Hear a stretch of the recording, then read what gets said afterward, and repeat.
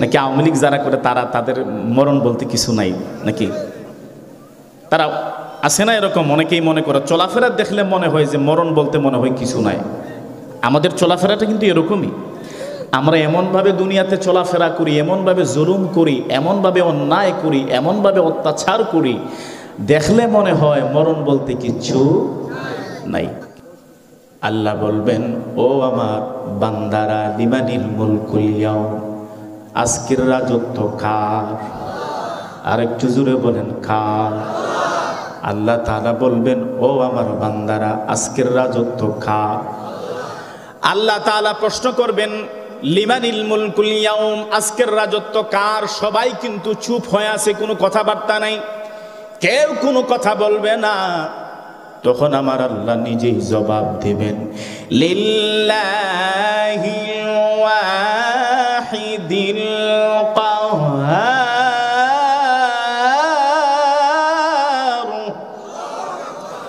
আল্লাহ বলবেন, লিল্লাহিল ওয়াহিদিল কাহ্হার, আজকের রাজত্ব হলো আমি আল্লাহ। কেমন আল্লাহ?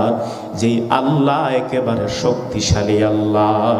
লিল্লাহিল ওয়াহিদিল কাহ্হার। আল্লাহ আমার রব, এই রবি আমার সব। সবাই আল্লাহ আমার রব, এই রবি আমার সব। দমে দমে তনু মনে তারি অনুভব।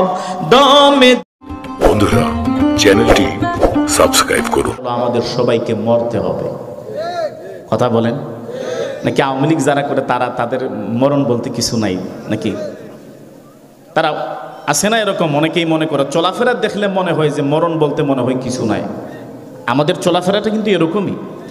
আমরা এমনভাবে দুনিয়াতে চলাফেরা করি, এমনভাবে জুলুম করি, এমনভাবে অন্যায় করি, এমনভাবে অত্যাচার করি, দেখলে মনে হয় মরণ বলতে কিচ্ছু নাই। কিন্তু মরণ আছে না নেই? আছে। প্রিয় ভাইয়েরা আমার, মরণ আমাদের সবারই আছে, এই কথার উপর আমরা সবাই একমত। তাহলে মরতে হবে। আমরা যারা ইসলামকে বিশ্বাস করি, মারা যাওয়ার পরে আল্লাহর সামনে দণ্ডায়মান হতে হবে, এতে কোনো সন্দেহ নেই। হাসরের ময়দানে আমরা সবাই দাঁড়াবো। সম্মানিত মুসলমান ইমানদার ভাইয়েরা আমার, গভীর মনোযোগ। হাসরের ময়দানে যখন আমরা দাঁড়াবো, নবীজি হাদিসের ভিতরে বলেন, হাসরের ময়দানে যখন মানুষগুলা দাঁড়াবে, বর্তমানে যেই সূর্যটা আছে, এই সূর্যটা হলো দুনিয়া থেকে 9,30,00,000 মাইল দূরে অবস্থিত।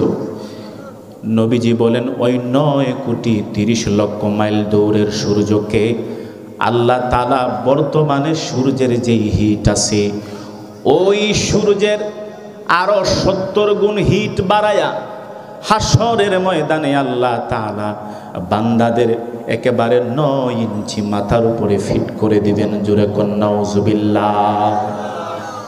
9,30,00,000 মাইল দূরের সূর্য আল্লাহ তাআলা মাত্র 9 ইঞ্চি মাথার উপরে ফিট করে দিবেন। নবীজি হাদিসের ভিতরে বলেন, আমার ভাইয়েরা, হাসরের ময়দানে যখন দাঁড়াবো, হাসরের ময়দানে দাঁড়ানোর উপরে 9,30,00,000 মাইল দূরের সূর্য মাত্র 9 ইঞ্চি মাথার উপরে চলে আসবে। কঠিন অবস্থা হবে হাসরের ময়দানে। নবীজি বলেন, ও আমার উম্মত, হাসরের ময়দানে আমরা যখন দাঁড়াবো, তখনও বিচার শুরু হবে না। বিচার শুরু হয় নাই। বিচার শুরু হওয়ার আগেই 50,000 বছর চলে যাবে। একেবারে 9 ইঞ্চি মাথার উপরে একেবারে সূর্যটা তখন ফিট। বিচার কিন্তু শুরু হয়, কথা বলেন, বিচার কিন্তু শুরু হয়? বিচার কিন্তু শুরু হয় নাই। এর মধ্যে চলে গেছে কয় হাজার বছর? 50,000 বছর। 50,000 বছর চলে যাওয়ার পরে নবীজি বলেন, 50,000 বছর আমার ভাইয়েরা চলে যাবে। এবার আল্লাহ তাআলা তার বান্দাদেরকে বিচার করার জন্য একত্রিত করবেন, জমায়েত করবেন। জমায়েত করার পরে আমার ভাইয়েরা, ওই যে 50,000 বছর চলে যাওয়ার পরে কিছু সময় একেবারে নীরবতা, কেউ কোনো কথা বলবে না। 9 ইঞ্চি মাথার উপরে সূর্য, কারো শরীরের মধ্যে কোনো কাপড় নাই, একেবারে সবাই উলঙ্গ। আল্লাহর নবী রাহমাতুল লিল আলামিন হাদিসের ভিতরে বলেন, ও আমার উম্মাত খুব ভালো করে শুনে নাও, বিচার কিন্তু তখনও শুরু হবে না। হাসরের ময়দানে কিনপতন নীরবতা, কোনো কথাবার্তা নাই। হঠাৎ করে আল্লাহ তাআলা একটা আওয়াজ করবেন। জোরে বলেন, আওয়াজ করবেন কে? আর একটু মহব্বতের সাথে আওয়াজ করে বলবেন কে? আল্লাহ তাআলা প্রথম প্রশ্ন করবেন। হাসরের ময়দানে কেউ কোনো কথা বলবে না, আল্লাহ প্রশ্ন করবেন। আল্লাহ তাআলা প্রথম জবান খুলবেন, কুদরতি জবান। আল্লাহ বলবেন, লিমানিল মুলকুল ইয়াউম।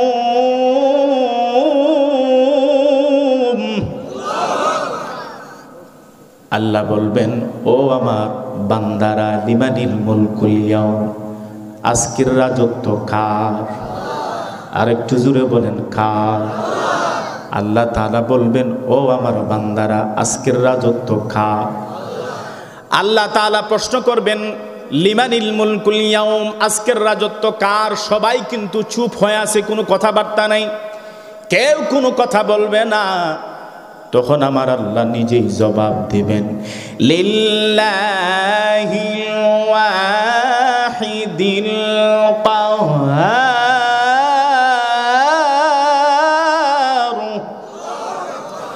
আল্লাহ বলবেন, লিল্লাহিল ওয়াহিদিল কাহ্হার, আজকের রাজত্ব হলো আমি আল্লাহর। কেমন আল্লাহর? যেই আল্লাহ একেবারে শক্তিশালী আল্লাহ। লিল্লাহিল ওয়াহিদিল কাহ্হার। আল্লাহ তাআলা বলবেন না লিল্লাহিল ওয়াহিদির রহমান, গরম পানি অথবা চা একটু। আল্লাহ বলবেন লিল্লাহিল ওয়াহিদিল কাহ্হার। মুফাসসিরিনে কেরাম বলেন, আল্লাহ তাআলা এই কথাটা কেন বলবেন? এই কথাটা হাসরের ময়দানে সর্বপ্রথম আল্লাহ তাআলা, কোনো আওয়াজ নাই, কোনো শব্দ নাই, একেবারে সবাই চুপ। তাহলে আল্লাহ তাআলা প্রথম কেন এই কথাটা বলবেন? মুফাসসিরিনে কেরাম বলেন, দুনিয়ার জমিনে যারা অল্প কিছুদিন ক্ষমতা পায়া, যারা দুনিয়াতে জুলুম করেছিল, মানুষের উপরে নির্যাতন করেছিল, মানুষকে জেলে বন্দি করে রেখেছিল, মানুষের উপর জুলুম করেছিল, আল্লাহ তাআলা তাদের উদ্দেশ্য করে বলবেন, হে দুনিয়ার জালিমরা, আজকের রাজত্ব কার? অথচ সামান্য কিছুদিনের রাজত্ব পায়া তোমরা দুনিয়াটাকে একেবারে জাহান্নামের চৌরাস্তা বানিয়ে ফেলেছো। জোরে বলুন, ঠিক না বেঠে? এর সাক্ষী আমরা আছি না নাই? আর একটু জোরে বলেন, আছি না নাই? দুনিয়াতে যারা জুলুম করেছিল, আল্লাহ তাআলা তাদেরকে ইন্ডিকেট করে বলবেন, লিল্লাহিল ওয়াহিদিল কাহ্হার, লিমানিল মুলকুল ইয়াউম, 2 দিনের ক্ষমতা পায়া কত জুলুম করেছিলে, আজকের সমস্ত জুলুমের বিচার আমি আল্লাহ পই পই করে নিবে। জোরে বলুন সুবহানাল্লাহ। আখিরাতে তো জুলুমের বিচার আছে, দুনিয়াতেও আছে না নাই? আর একটু জোরে বলেন, আছে না নাই?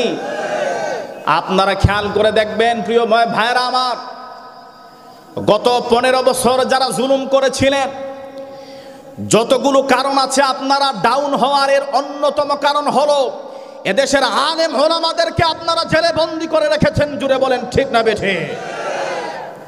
আলেমদেরকে আপনারা কষ্ট দিয়েছিলেন। যতগুলো কারণ আছে এর অন্যতম কারণ হলো আপনারা আলেমদের বিরোধিতা করেছেন, যার কারণে শেষ পরিণতি কি হয়েছে আমি মনে করি এটা এমন ইতিহাস হয়ে গেছে জুলাইয়ের বিপ্লবে। এই ইতিহাস সমস্ত বিশ্ববাসী যারা জালেম তাদের জন্য শিক্ষণীয় হয়ে আছে। জুড়ে বলুন, ঠিক না বেঠে? প্রিয় ভাইয়েরা আমার, এজন্য আল্লাহ তাআলা সেদিন প্রশ্ন করবেন, লিমানিল মুলকুল ইয়াউম, আজকের রাজত্ব কার? 2 দিনের ক্ষমতা পায়া তোমরা যারা জুলুম করেছিলে, নির্যাতন করেছিলে, আজকের নির্যাতনের হিসাব আমি আল্লাহ পই পই করে নিব। এজন্য প্রিয় ভাইয়েরা আমার, ক্ষমতা পাইলে জুলুম করা যাবে? আর একটু জোরে বলেন, জুলুম করা যাবে? নির্যাতন করা যাবে? আল্লাহ তাআলা আমাদের সবাইকে তৌফিক দান করুন। সকলে বলুন আমিন। তাহলে আল হাসরের ময়দানে আল্লাহ তাআলা এই প্রথম প্রশ্ন করবেন, লিমানিল মুলকুল ইয়াউম, তখনও কিন্তু বিচার শুরু হয় নাই। এই বিচার শুরু হওয়ার পরে আমার ভাইয়েরা বিচার শুরু হয়ে যাবে। এবার আল্লাহ তাআলা হাসরের ময়দানে তিনটা বিপদ হবে খুবই ভয়ঙ্কর। জোরে বলুন কয়টা? সকলে আওয়াজ করে বলতে হবে কয়টা? তিনটা বিপদ হবে খুবই ভয়ঙ্কর। এক নাম্বার বিপদ, হাসরের ময়দানের এক নাম্বার বিপদ মনে রাখবেন, আল্লাহ তাআলা যখন আমল নামা দিবেন, আমল নামা দিবেন না, আল্লাহ তাআলা কিন্তু ডান হাতে আমল নামা দিবেন অথবা বাম হাতে আমল নামা দিবেন। এই প্রথম বিপদের সময় হলো আল্লাহ তাআলা যখন আমল নামা দিবেন। সম্মানিত মুসলমান ইমানদার ভাইয়েরা আমার গভীর মনোযোগ, হাসরের ময়দানে আল্লাহ তাআলা বান্দাদেরকে ডান হাতে আমলনামা দিবেন। যাদের হাসরের ময়দানে ডান হাতে আমলনামা দিয়া দিবেন, আল্লাহ তাআলা হাসরের ময়দানে ডেকে বলবেন, ও আমার আব্দুল্লাহ এদিকে আসো, ও আমার আব্দুর রহমান এদিকে আসো, আমার আব্দুল্লাহ, আব্দুর রহমান, আব্দুল মুত্তালিব এদিকে আসো। আল্লাহ তাআলা ডাক দিবেন। ডাক দেওয়ার পরে যদি আপনি ঈমানদার হন এবং গুনাহ থেকে পবিত্র হয়ে যদি মারা যাইতে পারেন, একেবারে নিষ্পাপ হয়ে যদি মারা যান, একেবারে তওবা করে যদি আপনি আল্লাহর কাছে যান, তাহলে আল্লাহ তাআলা হাসরের ময়দানে ডান হাতে আমলনামা দিবেন। ডান হাতে আমলনামা পাওয়ার পরে আমার ভাইয়েরা হাসরের ময়দানে ওই বান্দা এত আনন্দে আত্মহারা হয়ে যাবে।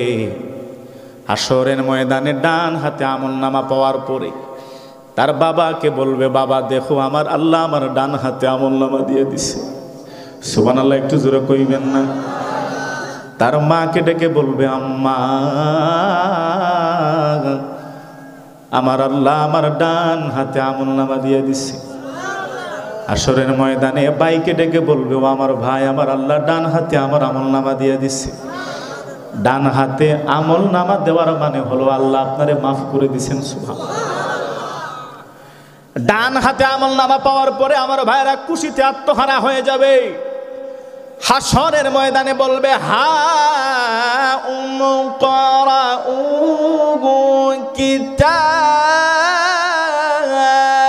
কিতাবিয়া।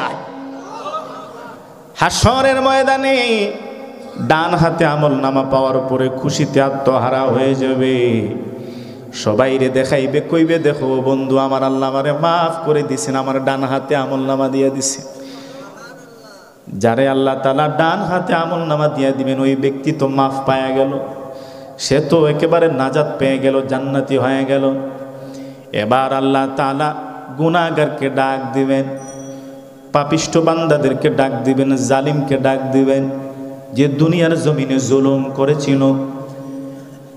আল্লাহ তাআলা ডেকে বলবেন, ওরে আমার গোলাম, তুমি কেন দুনিয়াতে গুনাহ করেছিলে? বাম হাতে আমলনামা দেওয়ার আগে আল্লাহ তাআলা প্রশ্ন করবেন। আল্লাহ তাআলা কিন্তু প্রথমেই বাম হাতে আমলনামা দিবেন না, আগে জিগাইবেন। ডান হাতে যাকে আমলনামা দিচ্ছেন তারা তো প্রথমেই দিয়ে দিচ্ছেন, জিগান নাই। কিন্তু বাম হাতে যারা আমলনামা দিবেন তারে আল্লাহ প্রথমেই জিগাইবেন, এই বান্দা তোমার আমি দুনিয়াতে কত আদর করে বানাইছিলাম, কত মায়া করে বানাইছিলাম, এক ফোঁটা নাপাক পানি থেকে আমি তোমাকে বিশাল দেহের অধিকারী বানাইছিলাম, কোটিপতি বানাইছিলাম। তুমি কেন গুনাহ করলা, পাপ করলা কেন? এই পাপ কইরা আজকে তোমার জন্য জাহান্নাম অবধারিত করে ফেলেছ কেন? তোমার এখন বাম হাতে আমলনামা দিতে হইতেছে, তুমি কেন গুনাহ করলা? আল্লাহ পাপিষ্ঠ বান্দাকে জিগাইবেন। আল্লাহ তাআলা যখন গুনাহগারকে জিগাইবেন, এই গুনাহগার তুমি গুনাহ করলা কেন? তখন সেদিন গুনাহগার বলবে, আল্লাহ আমি কোনো গুনাহ করি নাই। নাউজুবিল্লাহ কইবেন। দুনিয়াতে বাটপারি করতে করতে আল্লাহর সামনে গিয়েও বাটপারি শুরু করে দিবে, চাপাবাজি শুরু করে দিবে। আল্লাহকে বলবে, আল্লাহ আমি তো কোনো গুনাহ করি নাই, একেবারে মাসুম নিষ্পাপ, কোনো গুনাহই করি নাই আল্লাহ। অথচ দুনিয়াতে আয়নাগর বানায় রাখছিল, কথা বলে জুলুম করেছিল, এমন কোনো পাপ নাই যে পাপ সে করে নাই, কিন্তু আল্লাহকে বলবে আল্লাহ আমি কোনো গুনাই করি নাই। আল্লাহ বান্দাকে চাইলে কিন্তু জাহান্নামে পাঠিয়ে দিতে পারতে, আল্লাহ তারা জাহান্নামে পাঠাবেন না, প্রথমেই পাঠাবেন না। আল্লাহর সাথে ওই পাপিষ্ট বান্দার কথোপকথন হবে, সুবহানাল্লাহ বলে, কথোপকথন হবে। আল্লাহ তাআলা প্রথমেই তারে পাঠাইবেন না। এবার আল্লাহ পাপিষ্ট বান্দাকে বলবেন তুমি কোনো গুনাহ করো নাই? কইব না আল্লাহ কোনো গুনাহ করি নাই। আল্লাহু আকবার। আল্লাহ তিন ভাবে প্রমাণ করবেন। কয়ভাবে? জোরে বলেন। তিন ভাবে আল্লাহ তাআলা প্রমাণ করবেন, এ গোলাম তুমি দুনিয়াতে গুনাহ করেছিলা, আমি আল্লাহ আজকে তিন ভাবে প্রমাণ করব। জোরে বলেন কয়ভাবে? প্রথমে কিন্তু অস্বীকার করেছিল, কারণ মানুষ বড় অকৃতজ্ঞ জাতি, বড় বেঈমান, বড় বাটপার, বড় ধোঁকাবাজ, আল্লাহর সামনে মিথ্যা কথা বলবে। আল্লাহ তাআলা মানুষ যে ধোঁকাবাজ, মানুষ যে পোল্টিবাজ, মানুষ যে দুই নাম্বার, মানুষ যে টাউট বাটপার, এই প্রমাণ আল্লাহ তাআলা কোরআনের ভিতরে বলে দিয়েছেন। জোরে বলুন সুবহানাল্লাহ। আল্লাহ তাআলা পবিত্র কালামের ভিতরে বলে বালিল ইনসানু আলা নাফসিহি বাসীরা ওয়ালাউ আলকা মাআযীরা। হাশরের ময়দানে আল্লাহরে বলবে আল্লাহ আমি কোনো গুনাহ করি নাই, পাপ করি নাই। হাশরের ময়দানে আল্লাহর সামনে মিথ্যা কথা বলবে। আমার আল্লাহ তিন ভাবে প্রমাণ করবেন, ওরে বান্দা দুনিয়াতে তুমি গুনাহ করেছিলে, আজকে তুমি আমার সাথে মিথ্যা কথা বলতেছো। আমি আল্লাহ প্রমাণ না করে কিন্তু তোমারে জাহান্নামে পাঠাইতে পারি, কিন্তু আমি তোমাকে জাহান্নামে পাঠাবো না, তিন ভাবে প্রমাণ করব, তারপরে জাহান্নাম। প্রথম নম্বর আল্লাহ তাআলা প্রমাণ করবেন। আল্লাহ বলেন ইয়াউমা ইযিন তুহাদ্দিসু আখবারাহা বিআন্না রাব্বাকা আওহা লাহা। আল্লাহ তাআলা বলেন ইয়াউমা ইযিন তুহাদ্দিসু আখবারাহা। সম্মানিত সাদা দাড়িওয়ালা মুরব্বী বাবারা, কলিজার টুকরা যুবক ভাইয়েরা, মেহরবানি করে কথাগুলা দিলের কান দিয়ে শুনবেন। নবীজি বলেন হাশরের ময়দানে আল্লাহ তাআলা প্রথম নম্বর প্রমাণ করবেন ইয়াউমা ইযিন তুহাদ্দিসু আখবারাহা।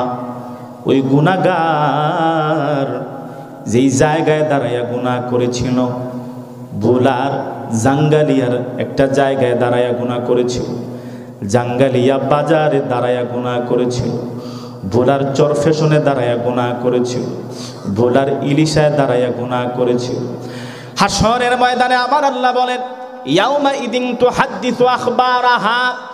যেই জায়গা দাঁড়াইয়া গুনাহগার গুনাহ করেছিল, ওই জায়গা হাশরের ময়দানে আল্লাহর সামনে দাঁড়ায় যাবে।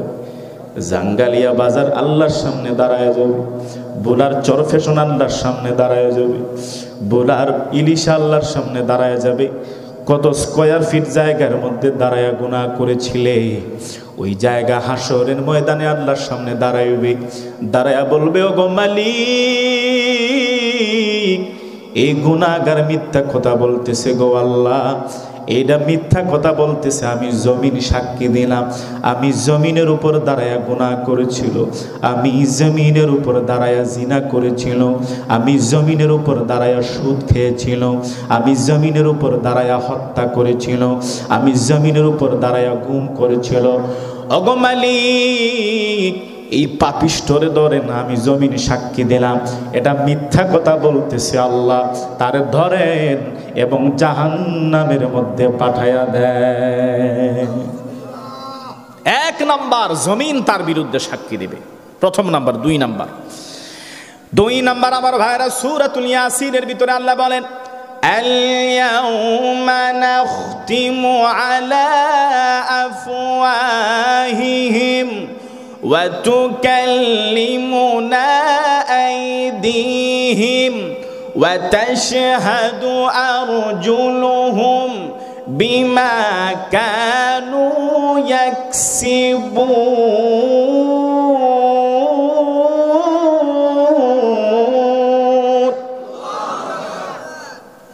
বলেন সূরাতুল ইয়াসিনের ভিতরে আবার আল্লাহ বলেন আল ইয়াউমা নাখতিমু আলা আফওয়াহিহিম। আল্লাহ তাআলা যখন গুনাহগারকে জিগাইবেন, ওরে গুনাহগার তুমি গুনাহ করেছিলা কেন? প্রথমবার মিথ্যা কথা বলবে, আল্লাহ আমি কোনো গুনাহ করি নাই। আল্লাহ প্রথম পদ্ধতিতে প্রমাণ করবেন, জমিন তার বিরুদ্ধে সাক্ষী দিবে। দ্বিতীয় নম্বর প্রমাণ, আল্লাহ তাআলা জবান বন্ধ করে দিবেন, জবানের মধ্যে তালা লাগায় দিবেন।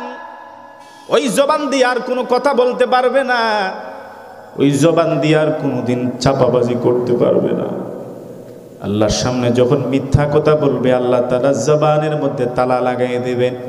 আল্লাহ বলেন আল ইয়াউমা নাখতিমু আলা আফওয়াহিহিম, আমি ওই দিন ওই গুনাহগার পাপিষ্ঠর জবানের মধ্যে তালা লাগাই দেব।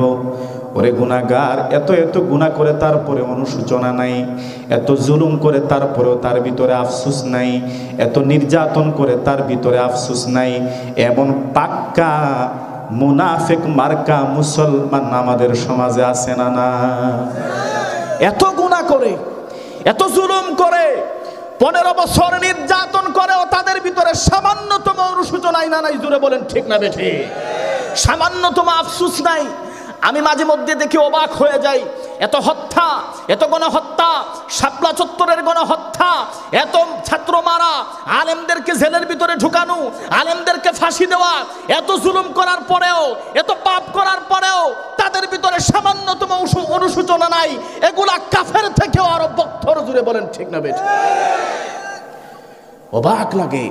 যখন অবাক লাগে তখন আল্লাহ তাআলার এই আয়াতগুলো যখন আমরা পড়ি, তখন মনে হয় আহারে, আসলেই তো মানুষ এইরকম এত গুনাহ করে, এত পাপ করে, এত জুলুম করে, এত নির্যাতন করে, কইরাও সামান্যতম মনের ভিতরে কোনো আফসোস নাই, কোনো অনুশোচনাই নাই।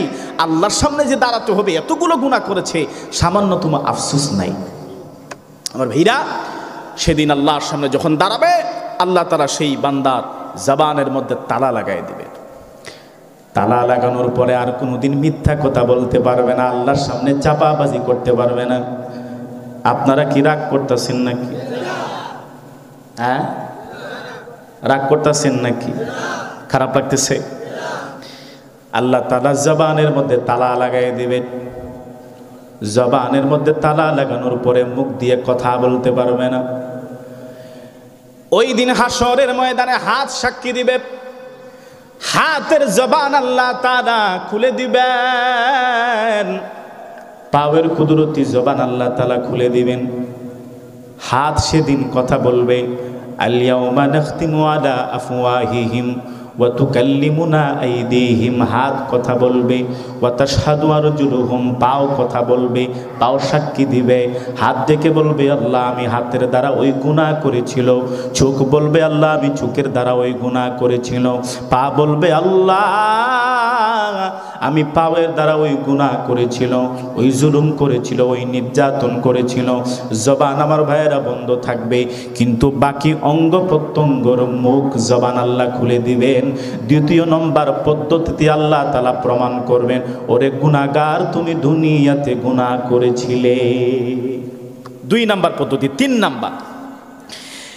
নম্বর পদ্ধতি হলো, যখন আমার ভাইয়েরা বলবে যে আল্লাহ আমি কোনো গুনাহ করি নাই, 3 নম্বর আমাদের ডানে বামে কিরামান কাতিবিন আছে না নাই?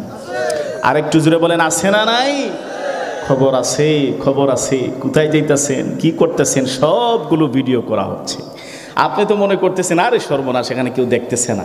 আল্লাহ যে দেখেন এই বইটাও তো আমাদের নাই। আমরা গুনাহ করি, নাফরমানি করি, কিন্তু কিরামান কাতিবিন আছে না নাই? আর একটু জোরে বলেন, আছে না নাই? কোথায় যাইতেছেন, কি করতেছেন, একেবারে পই পই করে তারা একেবারে লিপিবদ্ধ করে রাখতেছে। জোরে বলেন সুবহানাল্লাহ। আল্লাহ তাআলা ডেকে বলবেন কিরামান কাতিবিনা ইয়ালামুনা মা তাফআলুন।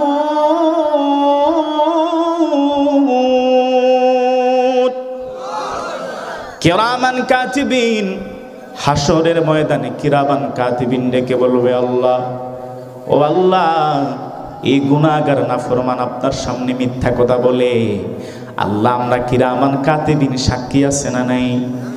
আর জোরে বলুন, আছে না নাই? একদিন তোর বিদায় নিতে হবে ও ভাই, একদিন তোর বিদায় নিতে হবে, একদিন নিতে হবে ও ভাই, একদিন তোর বিদায় নিতে হবে। কিরামান কাতিবিন যেদিন হয় যেন ভাই পর, এই দুনিয়ায় সবই সেদিন হয়ে যাবে পরে রে, হয়ে যাবে পর। কিরামান কাতিবিন যেদিন হয় যেন ভাই পর, এই দুনিয়ায় সবই সেদিন হয়ে যাবে পরে রে, হয়ে যাবে পর। জানো কিসে বিদায় নিবে,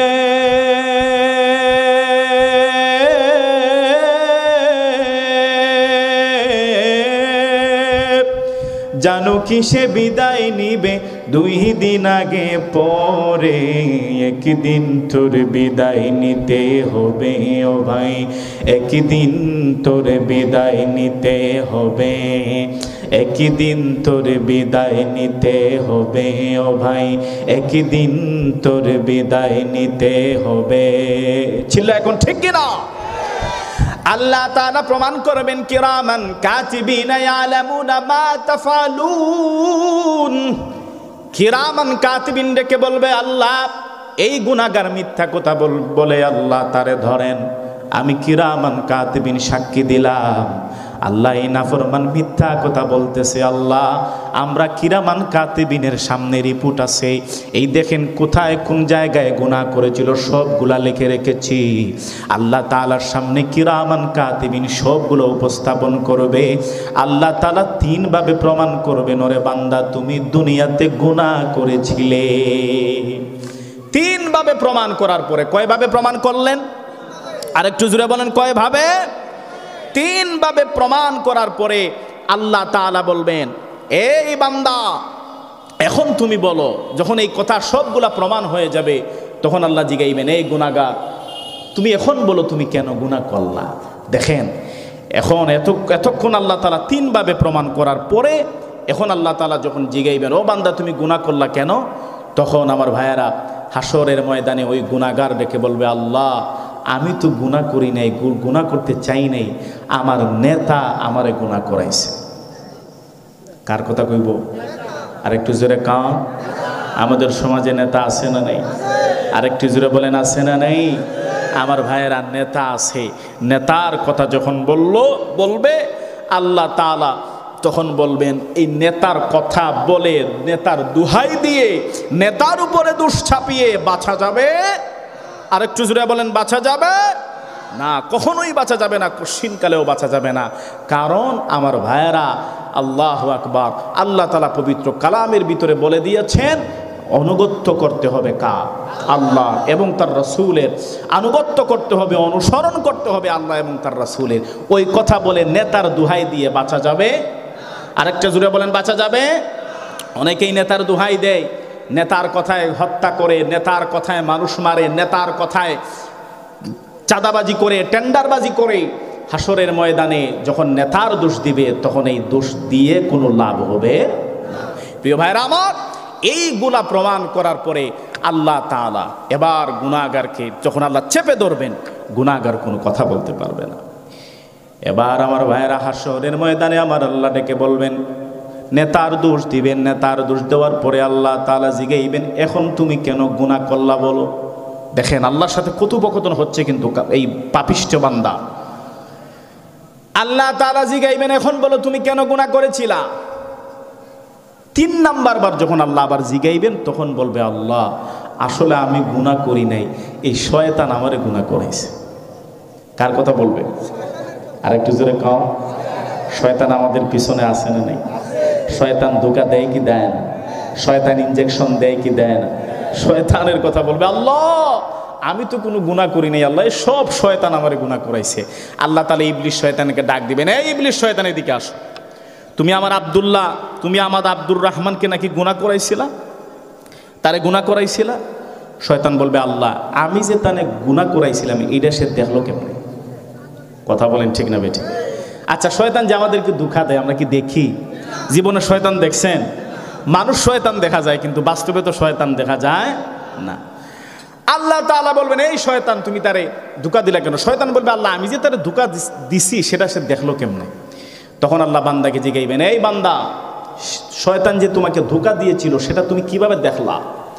তো বান্দা বলবে, আল্লাহ আমি তো দেখি নাই, কিন্তু আমি বুঝতাম সে যে আমার ধোঁকা দিত, আমি বুঝতাম সে যে আমার ধোঁকা দিত। আল্লাহ আবার জিজ্ঞেস করবেন শয়তানকে, তুমি তারে ধোঁকা দিতা, সে টের পাইতো। তখন শয়তান ডেকে বলবে, আল্লাহ আপনার বনি আদমের শিরা উপশিরায় ঢুকে তারে ধোঁকা দিয়ে বোকা বানিয়ে জাহান্নামে পাঠানোর ও পারমিশন তো আমি আপনার কাছ থেকেই নিয়ে এসেছি। জোরে বলুন ঠিক না বেঠিক? আপনি তো আমারে পারমিশন দিচ্ছেন, আপনি আমাকে সুযোগ দিয়েছেন। আপনার বান্দারে বলেন, হে আমার ধোঁকা কেন মানলো? আমি তারে ধোঁকা দিছি বলেই কি চার ধোঁকা আমার ধোঁকা মতো চলতে হবে? আমার প্ররোচনায় তারে চলতে হবে। তারে জিজ্ঞান সে আমার প্ররোচনায় চললো কেন? এবার আল্লাহ তাআলা যখন জিগাইবেন, গুনাহগার আর কোনো কথা বলতে পারবে? আর একটু জোরে বলেন, পারবে? সম্মানিত মুসলমান ইমানদার ভাইরা আমার গভীর মনোযোগ, হাশরের ময়দানে গুনাহগার কোনো কথা বলতে পারবে না। এবার আমার আল্লাহ তাআলা গুনাহগারের ডান হাত যখন ডান আল্লাহর কাছে দিবে, ওই যে বলেছিলাম আল্লাহ তাআলা বাম হাতে আমলনামা দিবেন। বাম হাতে আমলনামা দেওয়ার আগে পাপিষ্ঠ বান্দারে জিগাইবেন, ও বান্দা তুমি গুনাহ করলা কেন?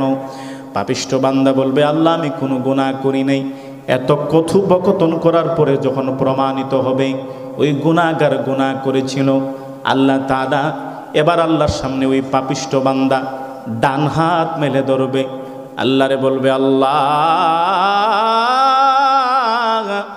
আমি গুনাহ করে ফেলেছি, ভুল করে ফেলেছি গো আল্লাহ, শয়তানের ধোঁকায় পড়ে গেছি, আমারে মাফ করে দেন। আমার ডান হাতে আমলনামা দিয়া দেয়।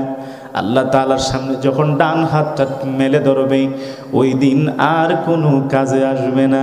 ওই দিনের তওবা কোনো দিন কবুল হবে না। ওই দিনের তওবা কোনো দিন কবুল হবে না। ওই দিন আর নামাজের সুযোগ নাই, ওই দিন আর জিকিরের সুযোগ নাই, ওই দিন আর তওবার সুযোগ নাই, ওই দিন আর নেক আমলের সুযোগ নাই। আল্লাহকে ডেকে বলবে, মালিক মাফ করে দাও, মাফ করে দাও। আল্লাহ বলবে, আজকে কোনো মাফ নাই।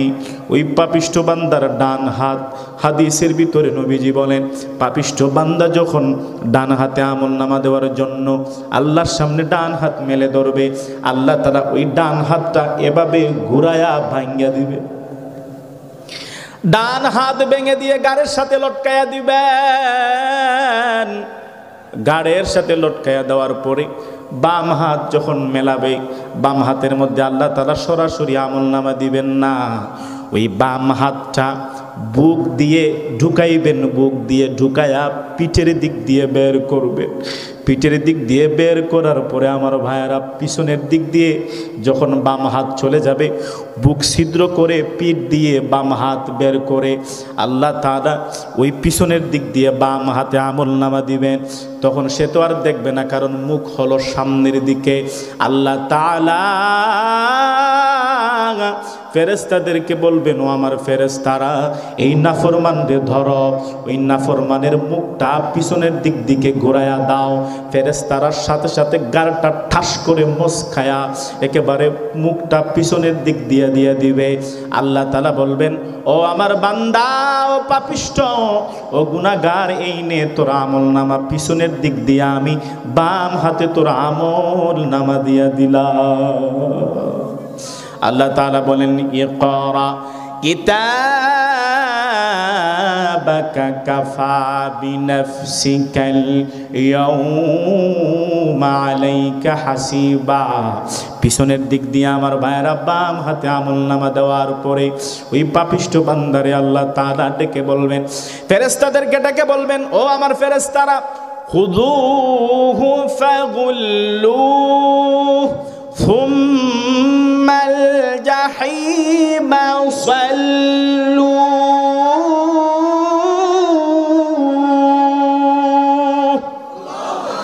আল্লাহ তাআলা ফেরেশতাদেরকে বলবেন, ও আমার ফেরেশতারা, এই নাফরমানটারে ধরো, ফেরেশতারা নাফরমানটারে ধরবে আমার ভাইয়েরা, উপর করে ধরবে, সাধারণভাবে ধরবে না, একেবারে গর্দানের মধ্যে, গলার মধ্যে দইরা জাহান্নামে ফেলবে না, উপর করে ধরবে। আল্লাহ বলছেন খুযুহু ফাগুল্লু, খুযু মানে ধরো, ফাগুল্লু মানে তারে উল্টায়া ধরো। উল্টাইয়া ধরার মানে হলো নিচের দিকে মাথা থাকবে আর পা থাকবে উপর দিকে। কত বড় লাঞ্ছিত অপমানিত করে আল্লাহ জাহান্নামে ফেলবেন। ফেরেশতারা এভাবে উপর করে ধরবে, উপর করে ধরার পরে জাহান্নামের মধ্যে ফেলে দিবে। জাহান্নামের মধ্যে ফেলে দেওয়ার পরে কেমন জাহান্নাম, নবীজি হাদিসের ভিতরে বলেন জাহান্নামের গভীরতা কেমন। হাদিসের ভিতরে নবী বলেন ওই জাহান্নামের মধ্যে যদি একটা পাথর নিক্ষেপ করা হয়, ওই পাথর জাহান্নামের তল দেশে পৌঁছতে পৌঁছতে ৭০,০০০ বছর চলে যাবে। জুরে কন্যা উযুবিল্লাহ। এমন গভীর জাহান্নাম, জাহান্নামের গভীরতা এমন। আল্লাহ তাআলা ফেরেশতাদেরকে বলবেন ও আমার ফেরেশতারা জাহান্নামীরে ধরো। ফেরেশতারা জাহান্নামীরে ধরবে, ওই জালেম বাদশারে ধরবে, ওই গুনাহগারকে ধরবে, যারা দুনিয়াতে জুলুম করেছিল, যারা বেঈমান ছিল, কাফের ছিল, যারা পাপিষ্ট ছিল, গুনাহগার ছিল, এভাবে উপর করে ধরবে, জাহান্নামের মধ্যে ফালাইয়া দেবে। জাহান্নামের মধ্যে ফালানোর পরে আমার ভাইয়েরা ক্ষান্ত হন নাই, আমার আল্লাহর রাগ গুসা কমে নাই। আল্লাহ ডেকে বলবেন ও আমার ফেরেশতারা তারে জাহান্নামের মধ্যে ফালাইছনি। হ্যাঁ ফালাইছি, এখন জাহান্নামের ঢাকনাটা লাগাইয়া দাও। জাহান্নামের ঢাকনা আছে আমার ভাইয়ারা, জাহান্নামের ঢাকনাটা লাগাইয়া দেওয়ার জন্য আমার আল্লাহ তাআলা ফেরেশতাদেরকে অর্ডার করবেন। ঢাকনা লাগানোর কথা কেন বলবেন? কারণ আমরা যখন ভাত রান্না করি, ভাত রান্না করার সময় ঢাকনা লাগায় কি লাগায় না? কেন ঢাকনাটা লাগায়? যেন ভালো করে চালটা সিদ্ধ হতে পারে। আল্লাহ হাশরের ময়দানে ফেরেশতাদেরকে বলবেন ও আমার ফেরেশতারা তারা এমনভাবে জাহান্নামের মধ্যে ফালায়া ঢাকনাটা লাগায়া দাও যেন আমার ওই পাপিষ্ট বান্দা জাহান্নামের আগুনে ভালো করে সিদ্ধ হতে পারে। জুরে কন্যা উযুবিল্লাহ। জাহান্নামের আগুন মাবুদ সইতে পারবো না, জাহান্নামের আগুন মাবুদ সইতে পারবো না। দুনিয়াতে নৌকা দাইয়া, দুনিয়াতে নৌকা দাইয়া আখেরে কাদাইও না, জাহান্নামের আগুন মাবুদ সইতে পারবো না, জাহান্নামের আগুন মাবুদ সইতে পারবো না। জুড়ে পড়ুন আমিন। জাহান্নামের মধ্যে আল্লাহ তাআলা জাহান্নামীকে বানাইয়া দিবেন। তিনভাবে প্রমাণ করার পরে জাহান্নামী আল্লাহর সামনে এবার ধরা খেয়ে গেল। আল্লাহ তাআলা তিনভাবে প্রমাণ করবেন। তিনভাবে প্রমাণ করবেন বলছিলাম হাসরের ময়দানে তিনটা সময় হবে ভয়ঙ্কর বিপদ। এক নাম্বার, যখন আল্লাহ তাআলা ডান হাতে আমলনামা দিবেন, ডান হাতে আমলনামা দেওয়ার সময় হলো প্রথম নাম্বার বিপদ। এবার আসুন আমার ভাইরা, দুই নাম্বার বিপদ কোন সময়? দুই নাম্বার বিপদ হলো হাসরের ময়দানে দ্বিতীয় বিপদ হলো যখন আল্লাহ তাআলা আমলনামা ওজন করবেন। কোন সময়? দ্বিতীয় নম্বর বিপদ। একটার পর একটা বিপদ, একেবারে পই পই করে বিপদের বর্ণনা দিলে অনেক সময় চলে যাবে। জাস্ট শুধু মোস্ট ইম্পর্টেন্ট পয়েন্টগুলো আমি আপনাদের সামনে উপস্থাপন করছি। দুই নাম্বার যে বিপদের সময়, সেটা হলো আল্লাহ তাআলা যখন মিজানের পাল্লায় আমলনামা ওজন করবেন। এখানে একটা কথা আছে, আমলনামা ওজন করবেন দুইভাবে। কয়ভাবে? দুইভাবে আল্লাহ তাআলা প্রমাণ করবেন। কাফেরদের আমলনামা ওজন করার কিচ্ছু নাই, কারণ হেরা তো এমনিতেই বেঈমান। ঈমান আনার পরে আপনার গুনাহ হবে। কথা বলেন ঠিক না বেঠিক? ঈমান আনলে যদি আপনি যদি ঈমান হারা হয়ে যান, তাইলে নেকি আর বদি কি? আপনি তো বেঈমানি, আপনি তো কি? বেঈমানি। আল্লাহ তাআলা হাসরের ময়দানে যারা বেঈমান, যারা কাফের, যারা মুশরিক, যারা মূর্তি পূজারী, যারা মূর্তি পূজা করত, তাদের অবস্থা এমন হয়ে যাবে, আল্লাহ তাআলা হাসরের ময়দানে তাদের কুফুরিকে এক পাল্লায় রাখবেন। কি রাখবেন? কুফুরিকে এক পাল্লায় রাখবেন। বাকি তার জীবনের যত ভালো কাজ আছে, কাফের মানুষ ভালো কাজ করে কি করে না? করে না? দেখবেন খ্রিস্টান মিশনারিরা সুন্দর করে রাস্তা বানায়, কালবাদ বানায়, হসপিটাল বানায়, গরিব মানুষের জন্য ঘর বানায় দেয়, টিউবওয়েল বসায় দেয়, কত ভালো কাজ করে, করে কি করে না? এই সারা জীবনের যত ভালো কাজ আছে আল্লাহ তাআলা মিজানের এক পাল্লায় ওজন করবেন এবং তার কুফুরি, সে যে কাফের, তার কুফুরিকে এক পাল্লায় রাখবেন। কোন পাল্লাটা ভারী হবে? কুফুরির পাল্লা ভারী হয়ে যাবে। ওই আমলগুলো, নেক আমলগুলো কোনো কাজে আসবে। আর 2 নাম্বার, আল্লাহ তাআলা যারা মুমিন, আল্লাহ তাআলা মুমিনদেরকে, আমার ভাইয়ারা, মুমিনদের ঈমানকে রাখবেন এক পাল্লায়। 2 নাম্বার, 3 পদ্ধতিতে কিন্তু হাসরের ময়দানে মিজানের পাল্লায় ওজন করা হবে। প্রথম নাম্বার কাফেরদের, দ্বিতীয় নাম্বার যারা ঈমানদার, ঈমানদারদের কি হবে? ঈমানদার যারা, তাদের মিজানের এক পাল্লায় ঈমানকে রাখা হবে এবং তার বাকি জীবনের যত নেক আমল আছে ওই নেক আমলকে আরেক পাল্লায় রাখা হবে। কোন পাল্লা ভারী হবে? ঈমানের পাল্লাটা ভারী হবে। ওই ঈমানের পাল্লা যখন ভারী হয়ে যাবে, তখন ঈমানের পাল্লা ভারী হওয়ার কারণে তার যে গুনাহগুলা ছিল, ওই গুনাহগুলার শাস্তি পাওয়ার পর আল্লাহ তাআলা তাকে জান্নাত দিয়ে দেবে। সুবহানাল্লাহ। আর একটু জোরে কইতে ইচ্ছে করলেন না আমার ভাইয়েরা? তারপরে 3 নাম্বার পদ্ধতি হলো, যখন এই সমস্ত ঈমানদারেরা, আমাদের ঈমানদার হওয়ার পরে নেক আমল আছে, আবার বদ আমল আছে, আছে না নাই? নেকি আছে না? নেকিও করি, গুনাহও করি না? সকালবেলা বের হলে শুধু খালি গুনাই করি নাকি নেকিও তো করি? নেকি আছে, গুনাহ আছে। ওই সমস্ত ঈমানদার বান্দাদের আল্লাহ তাআলা এক পাল্লায় নেক আমলকে রাখবেন, আরেক পাল্লায় বদ আমলকে রাখবেন।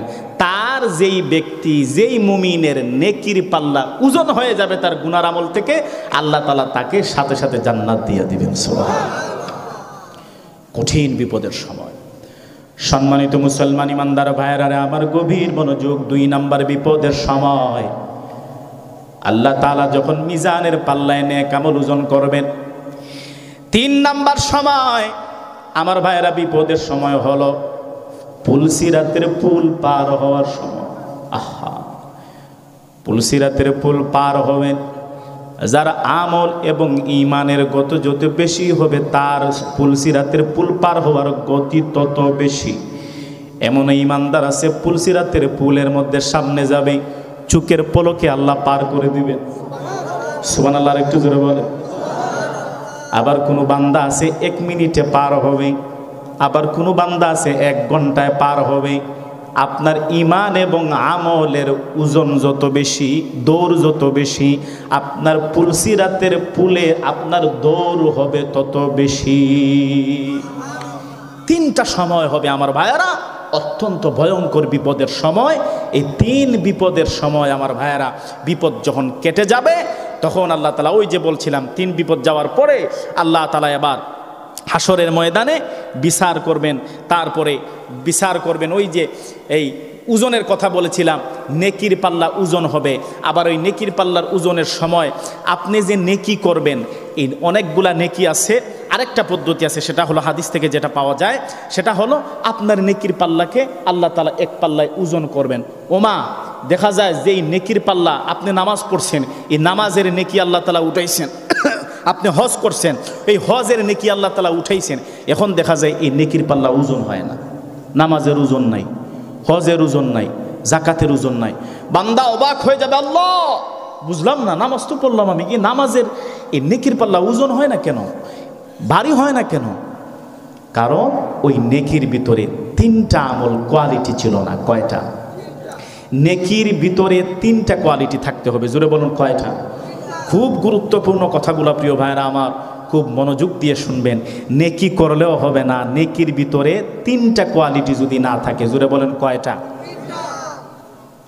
1 নাম্বার কোয়ালিটি, আমরা যারা নেক আমল করি, নেক আমলের ভিতরে কয়টা কোয়ালিটি থাকতে হবে? জোরে বলেন, কয়টা? পিছনের বাইরে বলেন, কয়টা? কারা কারা ঘুমাইছেন একটু হাত উঠান। কেউ ঘুমান নাই তো? মাত্র 9টা বাজে নাকি কয়টা বাজে? 10টা বাজে।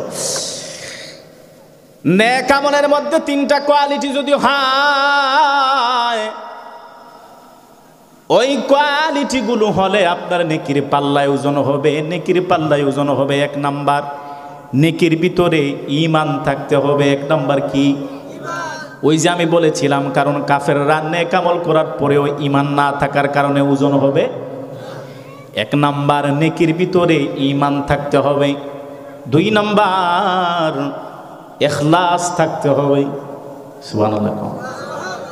নামাজ পড়ছেন মানুষ নামাজি বলবে, অনেক মানুষ হজ করে মানুষ হাজি বলবে, সবাই না কিন্তু।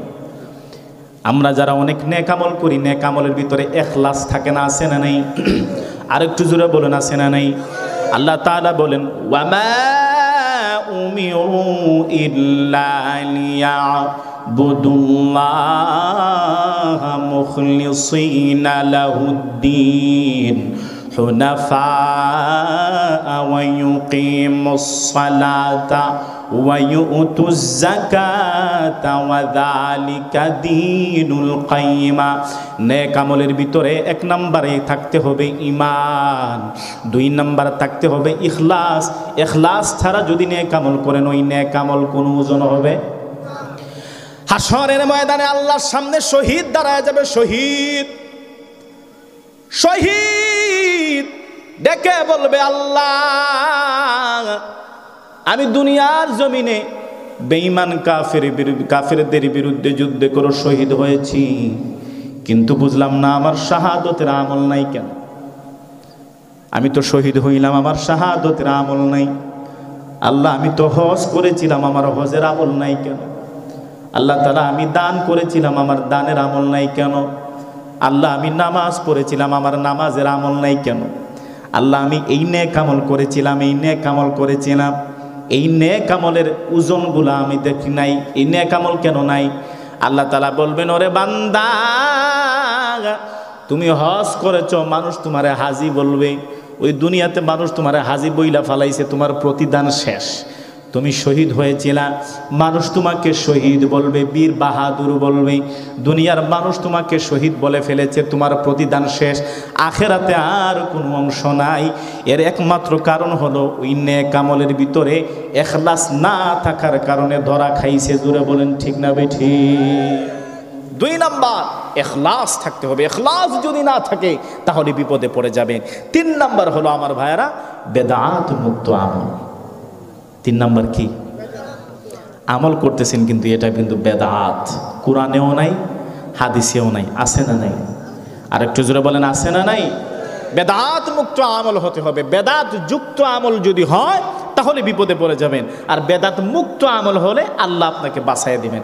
আমরা বাংলাদেশের সব থেকে উপমহাদেশের মধ্যে, সারা পৃথিবীর মধ্যে সব থেকে বেদাত হলো উপমহাদেশে, আর উপমহাদেশের মধ্যে সব থেকে বেদাত হলো পাকিস্তান, ভারত, বাংলাদেশ।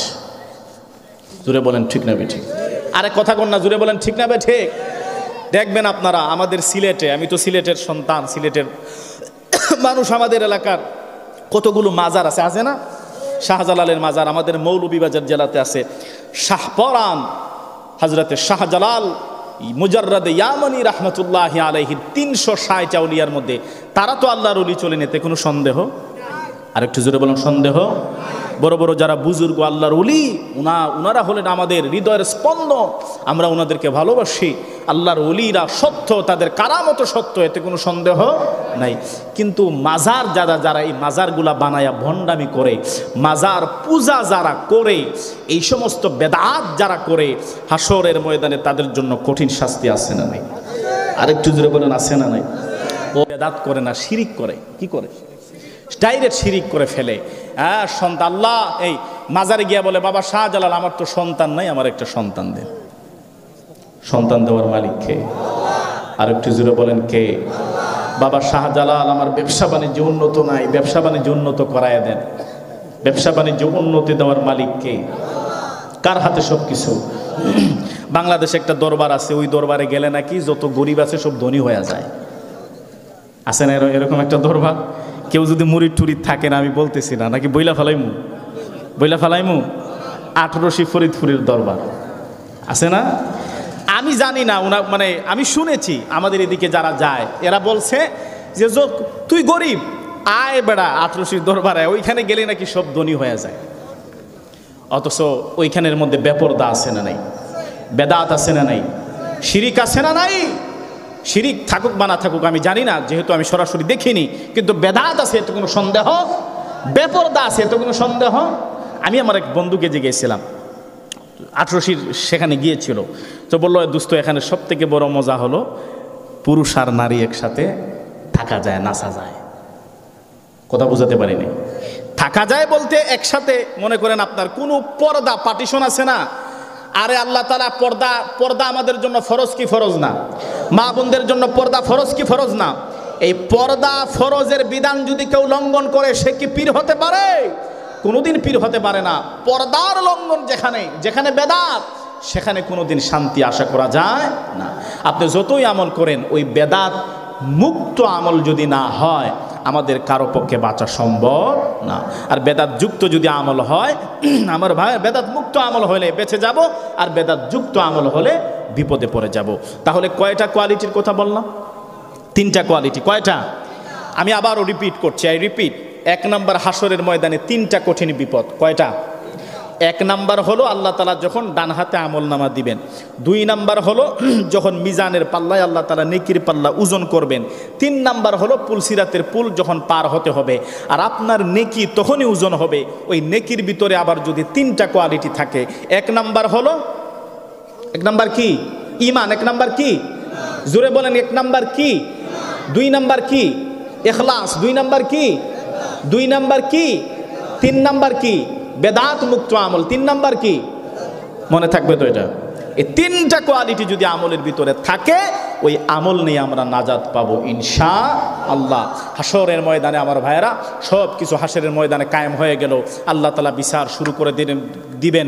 বিচারের কার্যক্রম চলতেছে, হঠাৎ করে হাসরের ময়দানে ওই যে বলছিলাম 9,30,00,000 মাইল দূরের সূর্য আল্লাহ তাআলা 9 ইঞ্চি মাথার উপরে নিয়ে আসবেন। 9 ইঞ্চি মাথার উপরে যখন নিয়ে আসবেন, 9 ইঞ্চি মাথার উপরে নিয়ে আসার পরে সেখানের মধ্যে তো গুনাহগারও থাকবে, নেক বান্দা থাকবে। তখন হাসরের ময়দানে অবস্থা হয়ে যাবে বড় কঠিন, বড় কঠিন। একদিকে তো হাসরের ময়দানের ভয়াবহতা, অন্যদিকে জাহান্নাম আল্লাহর সামনে চেঁচামেচি করে বলছে, আল্লাহ, এই যে গুনাহগার দেখতেছি আমি, এই যে জালেম আমার সামনে গেল, এই যে পাপিষ্ট আমার সামনে গেল, এই যে কাফের আমার সামনে গেল, আল্লাহ আমার একটা মাত্র হুকুম দেন, তারা আমি দইরা ফালাই। জাহান্নাম চিৎকার চেঁচামেচি করবে। হাসরের ময়দানের মাঠের পাশেই আল্লাহ তাআলা ফেরেশতাদের মাধ্যমে ওই জাহান্নামটাকে টেনে হেসড়ে আটকানোর চেষ্টা করবেন, আটকাইবেন। আমার ভাইয়ের আটকানোর পরে হাসরের ময়দানে একেবারে যখন হই হুল্লোড় অবস্থা হয়ে যাবে, সেদিন এমন কিছু প্রিয় বান্দা আমার আল্লাহর আছে, 7 শ্রেণীর প্রিয় বান্দা। জুড়ে বলেন কয় শ্রেণীর? আর একটু জুড়ে বলেন কয় শ্রেণীর?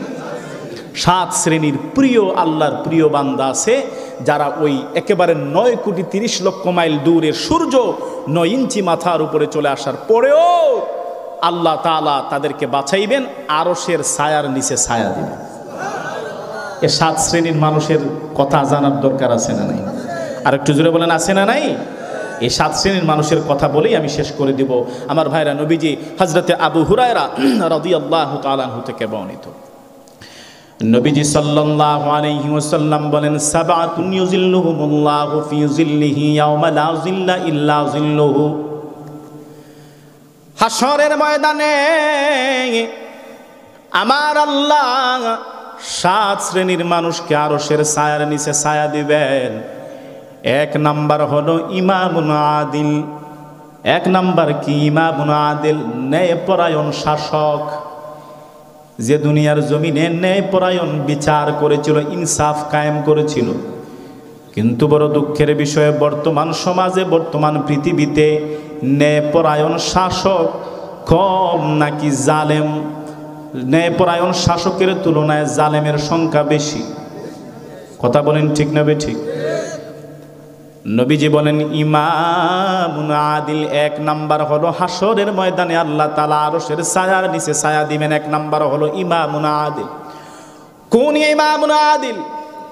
হযরতে ওমরের মতো ইমাম, হযরতে আবু বকরের মতো ইমাম। ইমাম মানে নেতা, ইমাম মানে শাসক। হযরতে উমর ইবনে আব্দুল আজিজের মতো ন্যায়পরায়ণ শাসক। হযরতে সুলাইমান আলাইহিস সালাতু ওয়াস সালামের মতো ন্যায়পরায়ণ শাসক। ওই ন্যায়পরায়ণ শাসক যারা হবে না, হাসরের ময়দানে আমার আল্লাহ আরশের ছায়ার নিচে ছায়া দিবেন। নবীজি বলেন 1 নাম্বার হলো ইমামুন আদিল, ন্যায়পরায়ণ শাসক। তাহলে যারা ন্যায়পরায়ণ শাসক না, হাসরের ময়দানে তাদের কোনো আরশের ছায়ার নিচে ছায়া আছে নাকি? জোরে বলেন আছে? হাসরের ময়দানে আরো কঠিন শাস্তি। তাহলে 1 নম্বর হলো ইমামুন আদিল, ন্যায়পরায়ণ শাসক। 2 নম্বরে নবীজি বলেন ওয়াশাবুন নাশা ফি ইবাদাতিল্লাহ, ও আমার কলিজার টুকরা যুবক ভাই, নবীজি বলেন ওয়াশাবুন নাশা ফি ইবাদাতিল্লাহ, ওই সমস্ত যুবক, যেই সমস্ত যুবক গুনাহ করার শক্তি থাকার পরেও গুনাহ করে নেই, নেশা করার শক্তি থাকার পরেও নেশা করে নেই, জিনা করার শক্তি থাকার পরেও জিনা করে নেই, অবৈধ রিলেশন করার তৌফিক থাকার পরেও অবৈধ রিলেশন করে নাই, গুনাহ করার শক্তি থাকার পরেও গুনাহ করে নাই, হত্যা করার শক্তি থাকার পরেও হত্যা করে নাই, জুলুম করার শক্তি থাকার পরেও জুলুম করে নাই, যেই সমস্ত যুবক ওয়াশাবুন নাশা ফি ইবাদাতিল্লাহ, যারা প্র্যাকটিসিং মুসলিম হবে, যেই সমস্ত যুবকগুলো আল্লাহরে ভয় করবে, তাহাজ্জুদের নামাজে চোখের পানি ফালায়া কান্না করবে, একেবারে 5 ওয়াক্ত নামাজ আদায় করবে, ওই সমস্ত যুবক, যেই সমস্ত যুবক নিজের যৌবন কালটা ইবাদতের মধ্যে কাটাইবে, ওই সমস্ত যুবককে আল্লাহ তাআলা আরশের ছায়ার নিচে ছায়া দান করবেন। জোরে বলুন সুবহানাল্লাহ। ওয়াশাবুন নাশা ফি ইবাদাতিল্লাহ, 2 নাম্বার হলো ওই সমস্ত যুবক যারা নেক আমল করেছিল যৌবন বয়সে। 3 নাম্বার ওয়ারাজুলুন কলবুহু মুআল্লাকুন ফিল মাসাজিদ, এই ভালো করে মনে রাখবেন। 3 নাম্বার হলো ওয়ারাজুলুন কলবুহু মুআল্লাকুন বিল মাসাজিদ, এই জাঙ্গালিয়া বাজার মসজিদ আছে না নাই? আর একটু জোরে বলেন আছে না নাই?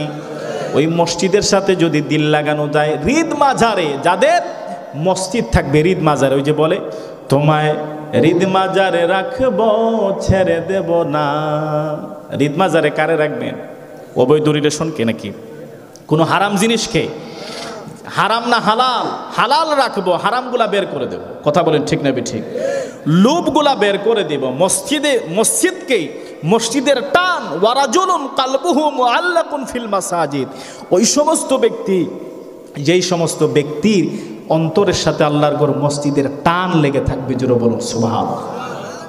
মসজিদের টান, ফজরের আজান হয়ে গেছে, সবাই ঘুমাইতেছে, আপনি লা হাওলা ওয়ালা কুওয়াতা ইল্লা বিল্লাহ পড়ে আরামের কম্বলকে লাথি মেরে আল্লাহর হুকুম আদায় করার জন্য চলে গেলেন মসজিদে। ফজরের নামাজ আদায় করে চলে আসলেন। জোহরের নামাজের সময় আপনি অপেক্ষা করতেছেন কোন সময় আজান হবে। কাজ করছেন, ঠিক কাজ করছেন, ব্যবসা করছেন, সব কিছু অল এভরিথিং ঠিক আছে, কিন্তু আপনি অপেক্ষা করছেন কখন জানি জোহরের আজান হয়ে যাবে আর আপনি মসজিদে চলে যাবেন। তারপরে জোহরের নামাজ আসার পরে যখন আপনার টান থাকবে কখন জানি আসরের আজান হয়ে যায়। এই যে টান, এই সমস্ত টান যেই সমস্ত মুমিন ব্যক্তির হৃদয়ের ভিতরে থাকবে, আল্লাহ তাআলা আরশের ছায়ার নিচে তাকে ছায়া দান করবে। আর একটু জোরে সুবহানাল্লাহ বলতে ইচ্ছে করে না আমার ভাইরা? তারপরে নবীজি বলেন ওয়ারাজুলানে তাহাব্বা ফিল্লাহ ইজতামা আলাইহি ওয়া তাফাররাকা আলাইহি, একজন যুবক আরেকজন যুবককে ভালোবাসে কার জন্য? একজন মানুষ আরেকজন মানুষকে ভালোবাসে কার জন্য? ভাই আপনি নামাজি মানুষকে মানুষ ভালোবাসে কি বাসে না? আমরা যারা আলেম, আমাদেরকে আপনারা মহব্বত করেন দুনিয়ার জন্য নাকি দ্বীনের জন্য? এই যে মহব্বত, এটা হলো আল্লাহর জন্য ভালোবাসা। একজন মানুষ আরেকজন মানুষকে আল্লাহর জন্য ভালোবাসে। নবীজি বলেন ওয়ারাজুলানে তাহাব্বা ফিল্লাহ ইজতামা আলাইহি ওয়া তাফাররাকা আলাইহি, দুইজন মানুষ, একজন মানুষ আরেকজন মানুষকে ভালোবাসে কার জন্য? আর একটু জোরে বলেন কার জন্য?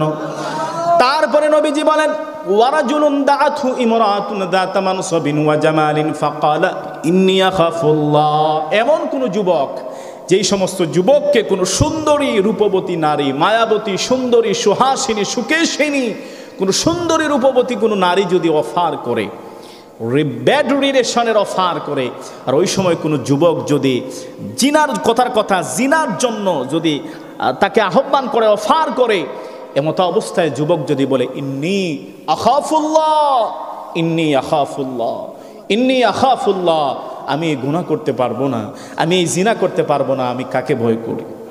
আরেকটু জোরে বলেন কারে? আল্লাহর নবী যে সুস্পষ্টভাবে বলেন ওয়ারাজুলুন দাআতহু ইমরাআতুন যাতা মানসাবিন ওয়া জামালিন ফাকালা ইন্নী আখাফুল্লাহ। যুবক ওই সময় বলে না, এই গুনাহ আমি করতে পারবো না। আমার ভাইরা, ওই সময় যেই যুবকটা গুনাহ থেকে বাঁচতে পারবে, আল্লাহ তাআলা ওই যুবককে, ওই লোককে, ওই পুরুষকে আরশের ছায়ার নিচে ছায়া দান করবে। আর একটু জোরে সুবহানাল্লাহ বলতে ইচ্ছে করে না? তারপরে আমার ভাইরা নবীজি বলেন ওয়ারাজুলুন তাসাদ্দাকা বিসাদাকাতিন ফাআখফাহা, দান করলে গোপনে দান করে। জাঙ্গালিয়া মসজিদ, গভীর রজনী মসজিদের সামন দিয়ে আপনি যাচ্ছেন, মসজিদের দান বাক্স পকেট থেকে কসকসে 500 টাকা, 100 টাকা একটা নোট, 500 টাকা, 1000 টাকার একটা নোট, কচকচে নোট গভীর রজনীতে আপনি দান বাক্সের ভিতরে ঢুকাইয়া দিলেন। কেউ দেখে নাই, দেখেছেন কে? আরেকটু জোরে বলেন কে? হাল্লাকা সিররুন ইনদাল্লাহ বাইনাকা আনতা ওয়া বাইনাল্লাহ, হাল্লাকা সাদাকাতুন তাখফা লা ইয়ালামুহা ইল্লাল্লাহ, হাল্লাকা সিররুন ইনদাল্লাহ বাইনাকা আনতা ওয়া বাইনাল্লাহ, হাল্লাকা সাদাকাতুন তাখফা লা ইয়ালামুহা ইল্লাল্লাহ। নবীজি বলেন হাল্লাকা সিররুন ইনদাল্লাহ, নবীজি বলেন ওয়ারাজুলুন তাসাদ্দাকা বিসাদাকাতিন ফাআখফাহা, গোপনে যদি দান করতে পারো, যে ব্যক্তি গোপনে দান করবে কেউ দেখে নাই, দেখেন কে? আরেকটু জোরে বলেন কে? ওই গোপনে দানকারী ব্যক্তিকে আমার আল্লাহ আরশের ছায়ার নিচে ছায়া দান করবেন। জোরে বলুন সুবহানাল্লাহ। ওয়ারাজুলুন তাসাদ্দাকা বিসাদাকাতিন ফাআখফাহা। তারপরে নবীজি বলেন ওয়ারাজুলুন যাকারাল্লাহ খালিয়ান ফাফাদাত আইনা, গভীর রজনী, নিরিবিলি, একেবারে কিনপতন নীরবতা, মসজিদে অথবা বাসার এক কোনায়, রুমের একটা কোনায় জায়নামাজ বিছায়া ওয়ারাজুলুন যাকারাল্লাহ, আল্লাহর জিকির করতেছে, ফাফাদাত আইনা, জিকির করার সাথে সাথে জাহান্নামের কথা, মরণের কথা, কবরের আযাবের কথা এগুলো স্মরণ করে করে চোখের পানি ফালায়, নীরবে নিবৃতে, তার চোখের পানি কেউ দেখে না, দেখেন কে? আরেকটু জোরে বলেন কে? যে আল্লাহ দেখেন, ওই আল্লাহ হাসরের ময়দানে নবীজি বলেন এমন ব্যক্তিকে আল্লাহ তাআলা আরশের ছায়ার নিচে ছায়া দান করবেন। জোরে বলুন সুবহানাল্লাহ। প্রিয় ভাইরা আমার, এই জন্য আরশের ছায়ার নিচে আমরা ছায়া পেতে চাই কি চাই না? আর একটু জোরে বলেন চাই কি চাই না? কারা কারা চান এক দুইটা হাত তুলে দেখান। লিল্লাহি তাকবীর, লিল্লাহি তাকবীর। হাত নামান। আল্লাহ তাআলা আমাদের সকলের হাতকে কবুল করুন। সকলে পড়ুন আমিন। আরো জোরে পড়ুন আমিন। প্রিয় ভাইয়েরা আমার, হাসরের ময়দানের সামান্য কিছু আলোচনা করলাম। আল্লাহ তাআলা আমাদের সবাইকে এই কথাগুলোর উপর স্মরণ করে করে, এটাকে ভয় করে আমরা যেন কবর পর্যন্ত যেতে পারি, সেই তৌফিক আল্লাহ আমাদের সকলকে দান করুন। সকলে বলুন আমিন। প্রিয় ভাইয়েরা আমার, আপনাদের এই জাঙ্গালিয়া জামে মসজিদের উদ্যোগে প্রতি বছরই মাহফিল হয়। এবছর তাফসির মাহফিলের আজকে প্রথম দিন। আজকে প্রথম দিন আমরা শেষ অধিবেশন শেষ করলাম। আরও 2 দিন রয়ে গেছে। সকলেই সময় মতো উপস্থিত হব তো ইনশাআল্লাহ, উপস্থিত হব তো ইনশাআল্লাহ। আর আপনাদের মসজিদ, আমি বলছিলাম নবীজি বলেন মান বানা লিল্লাহি মাসজিদান বানাল্লাহু বাইতান ফিল জান্নাহ। কেউ যদি দুনিয়াতে আল্লাহর ঘর একটা মসজিদ নির্মাণ করে, মসজিদ নির্মাণ করার মানে হলো আপনি যদি মসজিদে হেল্প করেন, মসজিদে কিছু সহযোগিতা করেন, মসজিদে 2টা টাকা, 5টা টাকা, 100 টাকা, 1000 টাকা, 5000, 10,000, 20,000 টাকা দিয়ে যদি হেল্প করেন, যদি কিছু দান করেন, এই দানের প্রতিদান আছে না নাই? আর একটু জোরে বলেন আছে না নাই? আমরা সকলেই মসজিদ আবাদ করব। 1 নাম্বার মসজিদ আবাদ করব নামাজ পড়ে। কি করে বলেন? নামাজ পড়ে আমরা আস্তাগফিরুল্লাহ মিন কুল্লি যামবিন ওয়া আতুবু ইলাইহি ওয়ালা হাওলা ওয়ালা কুওয়াতা ইল্লা বিল্লাহিল আলিয়্যিল আযীম। আস্তাগফিরুল্লাহ মিন কুল্লি যামবিন ওয়া আতুবু ইলাইহি ওয়ালা হাওলা ওয়ালা কুওয়াতা ইল্লা বিল্লাহিল আলিয়্যিল আযীম। আস্তাগফিরুল্লাহ ইন্নাল্লাহা গফুরুর রহিম।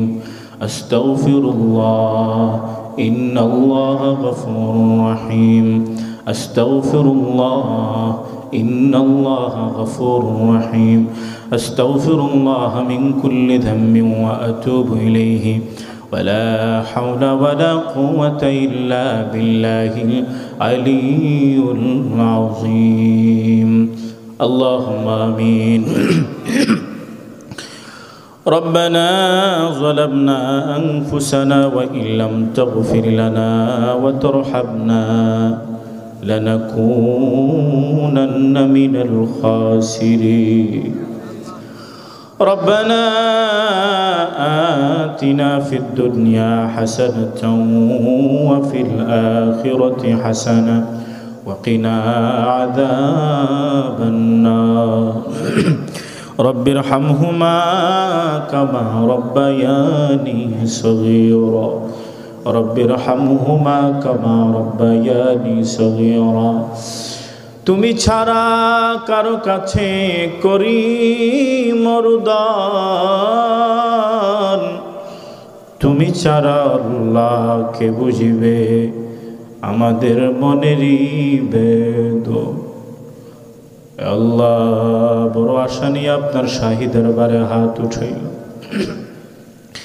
আল্লাহ এই তাফসীর মাহফিলের ভিতরে আমি বড় গুনাহগার আমার থেকে বড় গুনাহগার আর নাই নাফরমান আর নাই আল্লাহ সাদা দাড়িওয়ালা মুরব্বী বাবাদেরকে নিয়ে আল্লাহ আমার কলিজার টুকরা যুবক ভাইদেরকে নিয়ে পর্দার আড়ালের মা বোনদেরকে নিয়ে কোরআনের হাফেজদেরকে নিয়ে আলেমদেরকে নিয়ে ইয়া আল্লাহ আপনার শাহী দরবারে হাত উঠাইলাম আয় আল্লাহ জীবনে কত গুনাহ করেছি গুনার কোনো হিসাব নেই আল্লাহ গুনাহ করতে করতে নিজের জীবনটাকে বরবাদ করে ফেলেছি আল্লাহ গুনার কোনো শেষ নেই আল্লাহ জেনে গুনাহ করেছি না জেনে গুনাহ করেছি আল্লাহ প্রকাশ্যে গুনাহ করেছি গোপনে গুনাহ করেছি হায় আল্লাহ জুলুম করেছি নির্যাতন করেছি জিনা করেছি হায় আল্লাহ ঘুষ খেয়েছি সুদ খেয়েছি অন্যায় করেছি হায় আল্লাহ আপনার কাছে তওবা করলাম মালিক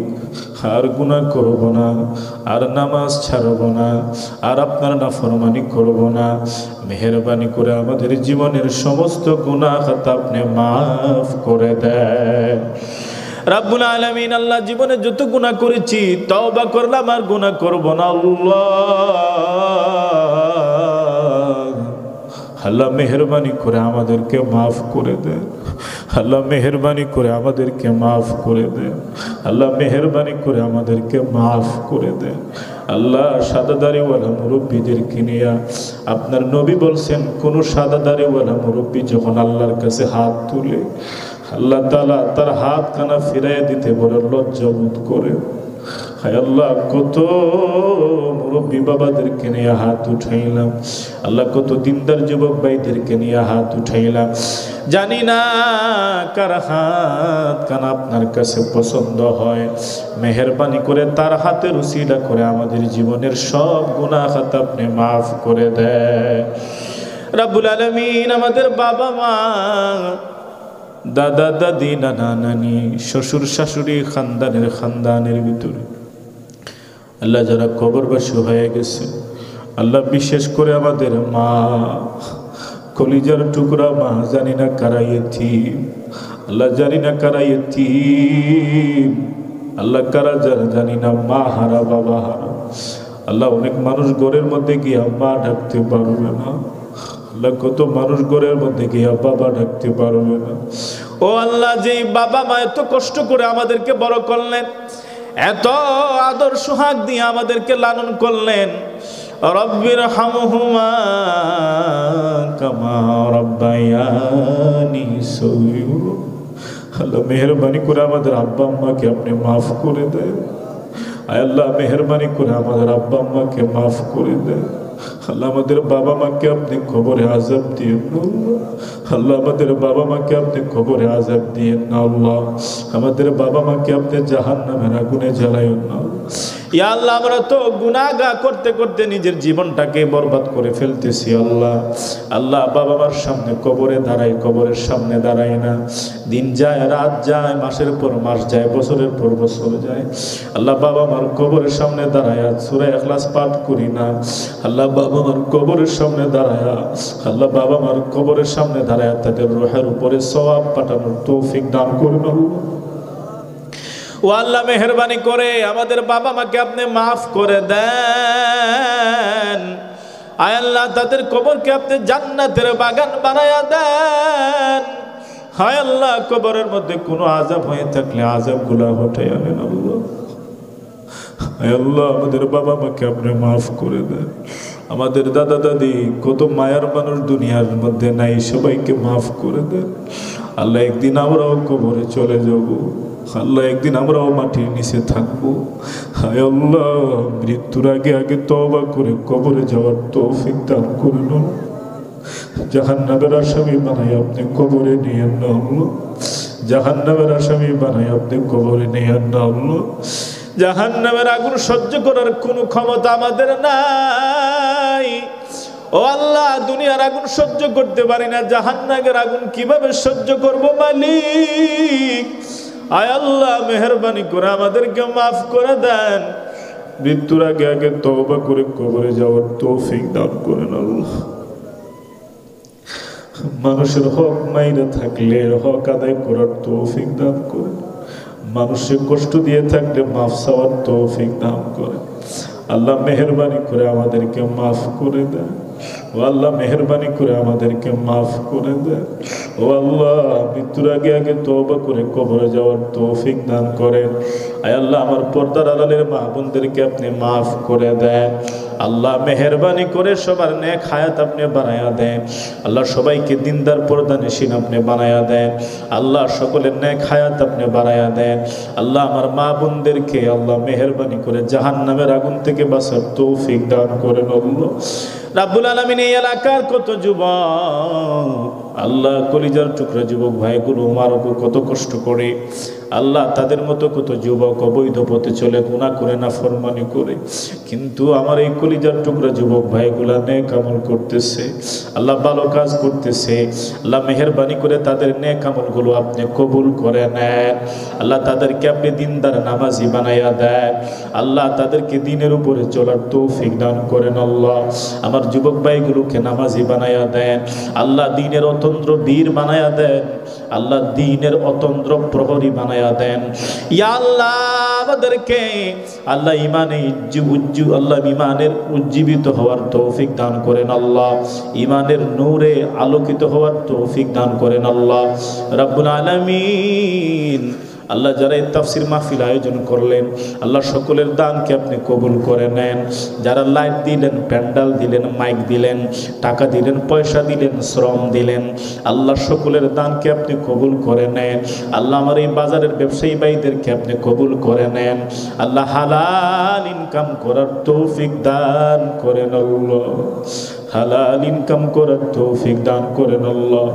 ও আল্লাহ আপনার কাছে ভিক্ষা চাই, আমাদের কাউকে বেঈমান বানায়া মরণ দিয়েন না আল্লাহ। ও আল্লাহ বেঈমান বানায়া মরণ দিয়েন না।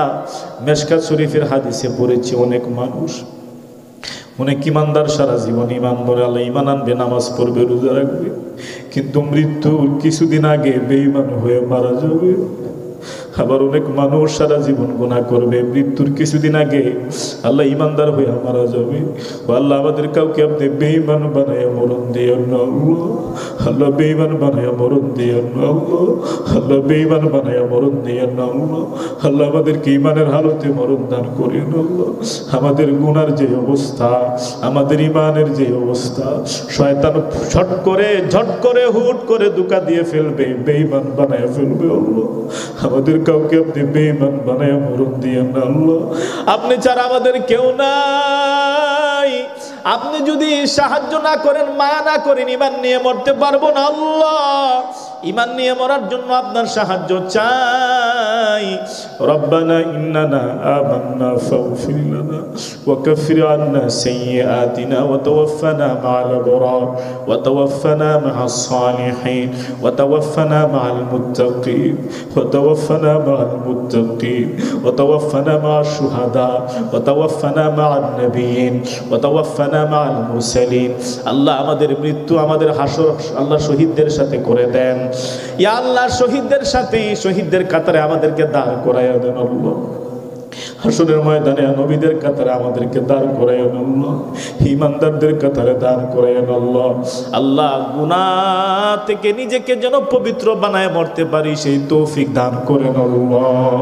আল্লাহ আপনার কাছে ভিক্ষা চাই আল্লাহ, দুনিয়া পাই আর না পাই আল্লাহ আখিরাত যেন না খোয়াই আল্লাহ, দুনিয়া পাই আর না পাই আখিরাত যেন আমাদের হাত ছাড়া না হয়ে যায় আল্লাহ। দুনিয়াতে যদি না খায়া মরি আফসোস না, ঈমান নিয়ে যেন মরতে পারি সেই তৌফিক দান করেন আল্লাহ। কারণ বেঈমান হইয়া মারা গেলে জাহান্নামের আগুন সহ্য করতে পারবো না আল্লাহ, জাহান্নামের আগুন সহ্য করতে পারবো না আল্লাহ।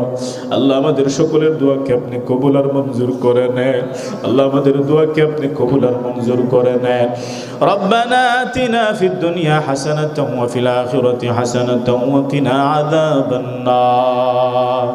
আয় আল্লাহ যেদিন আমাদের হায়াত কানা শেষ হয়ে যাবে আল্লাহ, যারা অসুস্থ আছে মেহেরবানি করে সবাইকে শিফা দান করেন আল্লাহ। আলসার ক্যান্সার প্যারালাইসিস থেকে আমাদেরকে হেফাজত করেন রাব্বুল আলামিন।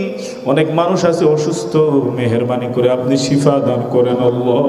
ও আল্লাহ আমাদের সকলের দোয়াকে আপনি কবুল আর মঞ্জুর করে নেন।